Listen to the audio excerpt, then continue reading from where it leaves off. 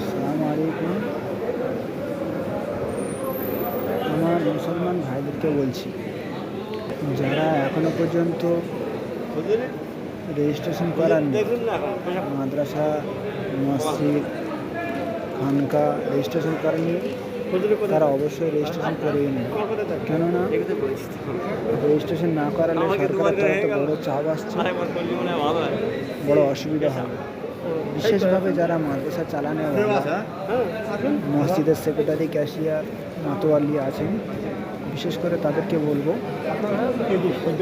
তারা যেন অবশ্যই করে রেজিস্ট্রেশনগুলো করিয়ে নেয়, ট্রাস্টগুলো করিয়ে নেয়, 12-8TG করিয়ে নেয়, দর্পণগুলো করিয়ে নেয়।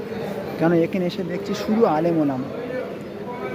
আলেমোলামা ভর্তি, বেশিরভাগ শুধু আলেমোলামা গ্যাদারিং হয়ে গিয়েছে। সেই জন্য আপনাদের কাছে আমার বারবার অনুরোধ,